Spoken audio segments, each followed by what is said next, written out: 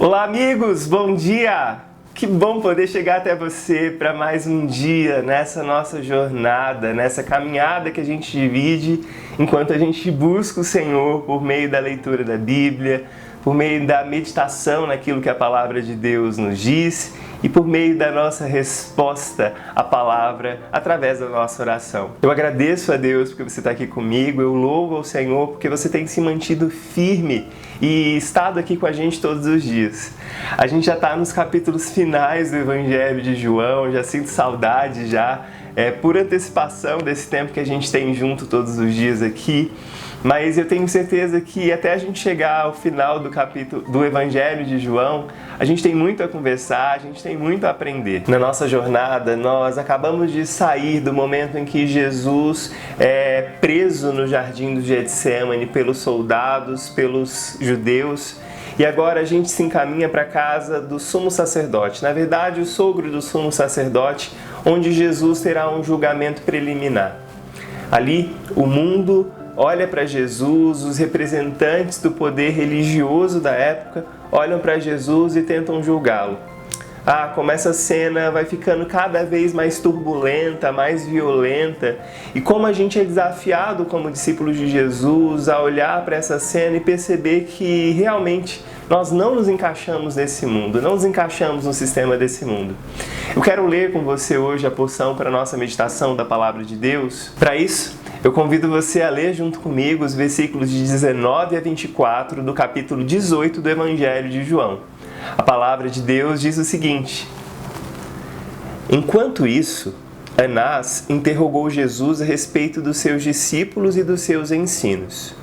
Jesus respondeu: Falei abertamente em público, sempre ensinei nas sinagogas e no templo onde todos os judeus se reúnem. Tudo foi dito em público, não disse nada às escondidas. Então, por que sou tratado como conspirador? Pergunte aos que me ouviram. Eles sabem muito bem o que eu disse. Minhas palestras foram dadas às claras. Ao ouvir essa resposta, um dos guardas o esbofeteou, dizendo: Como ousa falar desse jeito com o sacerdote principal? Jesus reagiu: Se eu disse alguma coisa errada, prove. Mas se falei a verdade, por que a agressão? Então, Anás o enviou ainda amarrado ao sacerdote principal, Caifás. Essa é a palavra do Senhor Jesus. A gente vê aqui a violência se agravando. A violência que havia começado lá no jardim, agora sendo cada vez mais intensificada. É interessante que quando o Anás, o sogro do sumo sacerdote daquele ano, estava interrogando Jesus, o interrogatório gira em torno das palavras de Jesus, dos ensinamentos que Jesus deu, e gira em torno também dos discípulos de Jesus, daqueles que o seguiam, que poderiam ser pessoas potencialmente perigosas para o status quo da época. Jesus, porém, protege os seus discípulos, Jesus não entrega os seus discípulos dizendo onde eles estão, até mesmo para que se cumprisse aquela palavra que Jesus havia dito, que ele não perderia nenhum dos seus. Mas Jesus também fala a respeito do seu ensino. Durante muito tempo, Jesus havia ensinado nas sinagogas, em locais públicos, no próprio templo. Porém, as pessoas ignoraram os seus ensinos, as pessoas tentavam pegar Jesus em contradições porque elas nunca estiveram interessadas no ensino. Por que agora o sacerdote, o sogro do sumo sacerdote, fingia um certo interesse nos ensinos de Jesus? Jesus sabia muito bem disso e Jesus agora não dá a resposta que ele queria. E muitas vezes, diante dos poderosos desse mundo que questionam a validade, que questionam a atualidade das palavras de Jesus, a resposta de Jesus é o silêncio. As minhas palavras já estão registradas. Vocês já ouviram tudo que eu tinha para dizer. E por que agora vocês querem saber de novo? Ainda hoje, os poderosos desse mundo tentam capturar, tentam prender os discípulos de Jesus, mas ainda hoje o Senhor os protege.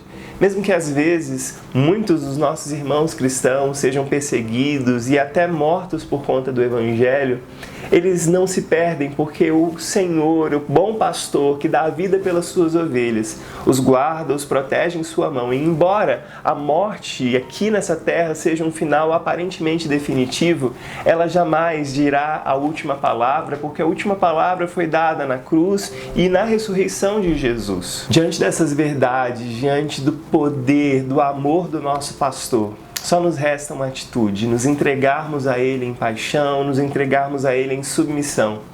E é isso que eu te convido a fazer agora. Vamos orar?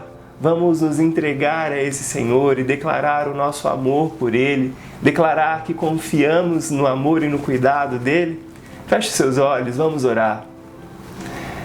Amado Senhor, não há como não notarmos como essa cena está carregada de ironias. O reto juiz de todo o universo sendo julgado por juízes humanos e parciais.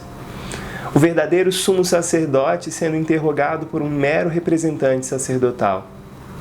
O verdadeiro Adão sendo violentado por Adãos caídos. Não há também como não notar a maldade dos líderes que te perguntaram a respeito dos seus ensinos sem terem o mínimo interesse em te ouvir. Não há como não notar o teu cuidado com os teus discípulos quando foste perguntado a respeito deles. Ainda hoje, ó Cristo, o mundo finge estar interessado em teus ensinos quando já te rejeitaram no coração. Ainda hoje, eles querem saber quem nós somos apenas para nos perseguirem. Mas tu cuidas de nós e não deixas que sejamos condenados. Enquanto nós muitas vezes agimos como Pedro, contando mentiras às pessoas, tu insistes na verdade, mesmo que isso te custe levar algumas bofetadas.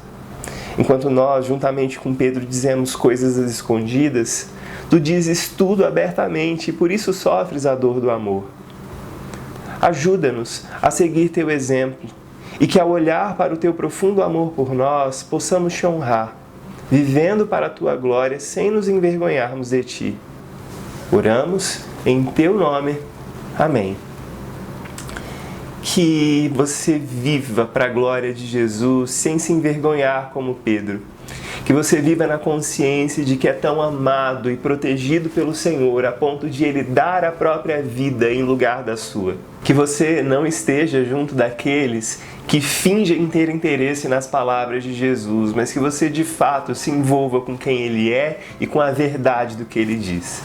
Essa é a minha oração por você, desejando a você um excelente dia, guardado, protegido pela paz do Senhor, e dizendo que eu te espero aqui amanhã, às 6 horas da manhã, para juntos a gente continuar essa nossa jornada de leitura, meditação e oração através das Escrituras. Um grande abraço para você, que Deus te abençoe e até mais, se Deus quiser.